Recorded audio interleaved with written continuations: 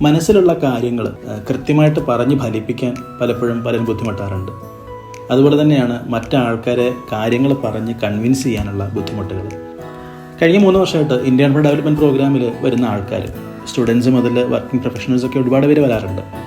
അതിലൊരു 90% ആൾക്കാർക്കും കമ്മ്യൂണിക്കേഷനിലാണ് എപ്പോഴും പ്രശ്നമുണ്ടാവാറുള്ളത്. എനിക്ക് കണക്ട് ചെയ്യാൻ തോന്നുന്നത് ഡ്രൈവിങ്ങുമായിട്ടാണ്. പലരും നല്ല ഡ്രൈവറാണ് എന്നൊക്കെ പറഞ്ഞ ചില ആൾക്കാരുണ്ടാവും.